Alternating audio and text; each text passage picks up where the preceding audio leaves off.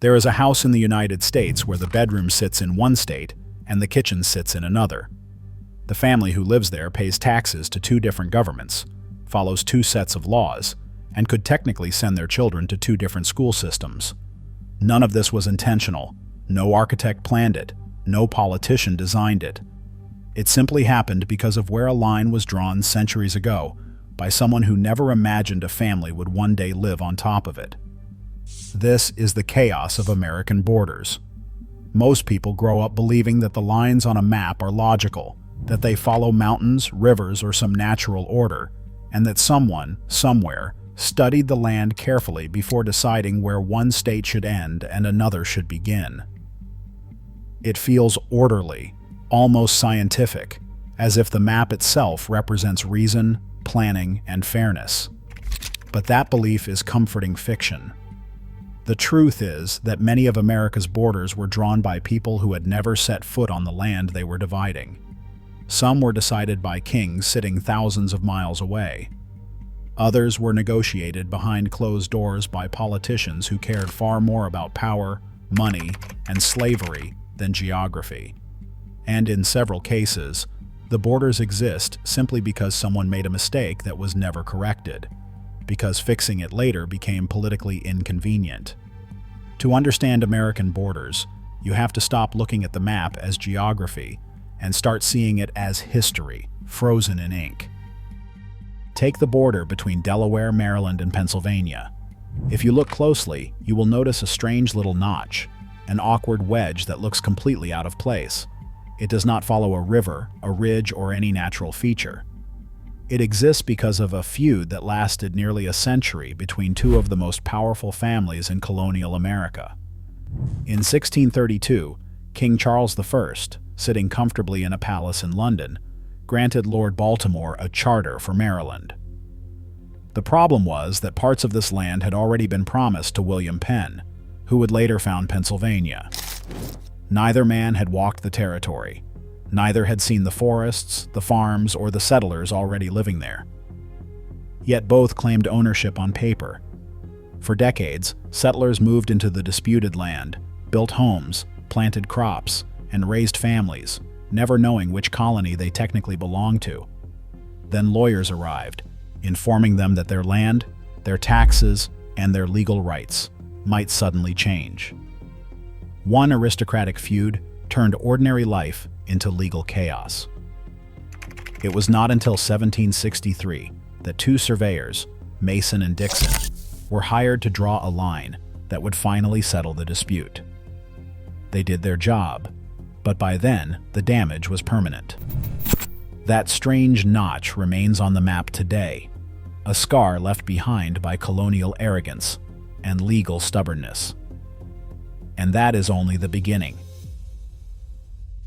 Now look at Texas. At the top of the state, you'll see a long, narrow rectangle known as the panhandle. At first glance, you might assume it follows a river or a natural boundary. It does not. That border exists because of slavery. In 1820, American politicians reached an agreement known as the Missouri Compromise.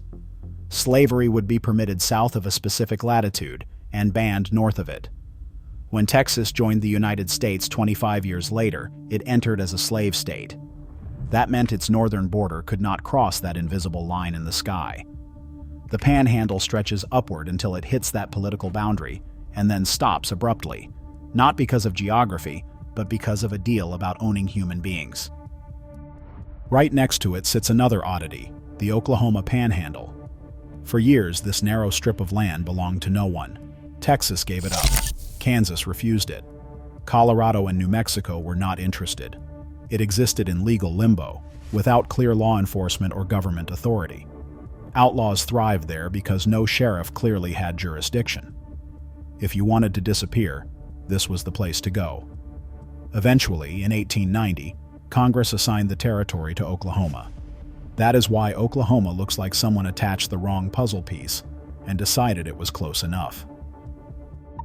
Rivers, however, created some of the most bizarre border problems of all. The Mississippi River forms the boundary between 10 states. On paper, that sounds simple. Follow the water. But rivers don't behave. They flood, erode, and change course over time. The Mississippi has wandered across its floodplain for centuries, ignoring maps entirely. Carter Lake, Iowa, is a perfect example. The town sits physically on the Nebraska side of the Missouri River. To drive there, you must pass through Nebraska first. Yet legally, Carter Lake is part of Iowa. In 1877, a massive flood shifted the river's course, cutting the town off from the rest of the state. The land didn't move. The water did, and the law froze the border in its old position. Kentucky took this concept even further. Most people assume that when a river separates two states, the border runs down the middle. But the Ohio River, which separates Kentucky from Indiana, belongs entirely to Kentucky. The border runs along Indiana's shoreline. If you stand ankle-deep in water on the Indiana side, you are technically standing in Kentucky. The ruling comes from colonial charters inherited from Virginia. Kentucky has defended that claim ever since. Then there is Four Corners, one of the most photographed border points in the country.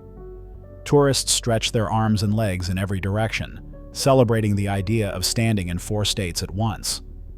Except the monument is not in the correct location.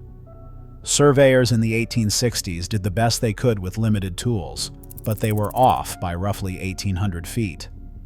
The true mathematical intersection lies elsewhere. Congress decided the monument itself would define the border.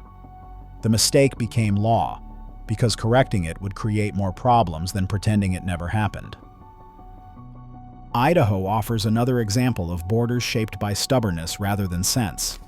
Its narrow northern panhandle exists because miners in the region hated being governed from faraway Boise. They wanted to join Washington. Congress refused, and instead stretched Idaho northward into a thin strip that satisfied no one. Today, many residents in northern Idaho live closer to Spokane than to their own state capital. But the strangest case of all belongs to Michigan. Michigan is the only state divided into two completely separate landmasses. The Lower Peninsula sits far below the Upper Peninsula, separated by water. Before the bridge built in the 1950s, traveling between them required ferries or long detours through Wisconsin. This separation exists because of the Toledo War. In 1835, Michigan and Ohio both claimed a narrow strip of land near Toledo. Militias were mobilized. Arrests were made. One man was stabbed with a penknife. Congress intervened before the conflict escalated, awarding Toledo to Ohio and the Upper Peninsula to Michigan. At the time, Michigan believed it had been cheated. Then copper and iron were discovered. Vast mineral wealth lay beneath that land, transforming the state's economy. What looked like a terrible deal became an unexpected victory. Now here is where the numbers reveal just how deep this chaos runs. Federal surveys and historical records show that the United States has well over 100 documented border irregularities, ranging from misaligned survey lines to communities split across jurisdictions. More than 30 million Americans live in counties that touch a state border, and millions of them interact with cross-border systems daily, from healthcare to employment. Emergency services are one of the most affected areas. In rural border regions, response times can be significantly longer because ambulances, fire departments, and police must coordinate across state lines, and sometimes wait for formal permission to cross. Studies have shown that in certain border counties, emergency response delays can increase by up to 20% compared to interior regions. Taxation creates another layer of complexity. Tens of thousands of properties sit directly on or extremely close to state borders, creating confusion over income tax, property tax, and business regulation. Some households file paperwork with two states every year. Some small businesses are inspected by multiple regulatory agencies enforcing different rules within the same building. Education adds even more friction. School district boundaries tied to state lines mean children living just a few feet away from a school may be legally barred from attending it. Families sometimes drive long distances past multiple schools to reach the one they are officially assigned, all because of an invisible line drawn generations ago. There is also a quiet economic cost hidden inside these borders that almost never gets talked about. Studies on regional planning estimate that fragmented state boundaries cost the United States billions of dollars every year in duplicated infrastructure, overlapping administrations, and inefficient public services. Roads are maintained by two departments instead of one. Water systems are regulated under conflicting rules. Entire metropolitan areas like Kansas City, St. Louis, and the Washington metropolitan region operate across multiple state governments that do not always cooperate.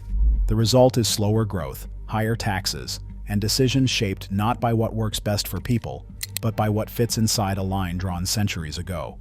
Fixing these borders is theoretically possible, but in reality, it is almost impossible. Changing a state boundary requires approval from Congress and every state involved. Since the founding of the United States, fewer than a dozen border changes have been successfully completed, and most involved uninhabited land. No state wants to lose territory, tax base, or political influence. So the borders stay. And yet, Americans fiercely identify with them. A Texan in the Panhandle remains deeply Texan. A resident of Michigan's Upper Peninsula would never accept being called a Wisconsinite. These identities exist because the lines exist, no matter how arbitrary their origins. So when you look at a map of the United States and wonder why the borders look so strange, remember this. You are not looking at geography. You are looking at ambition, fear, greed, slavery, mining rights, royal charters, political compromises, and human error. You are looking at history frozen into lines that refuse to move, even as rivers shift and cities grow. If stories like this fascinate you, if you enjoy uncovering the hidden logic behind everyday things we take for granted, subscribe to the channel. There are countless stories like this, hiding in plain sight, written into maps, streets, and routines we think we already understand.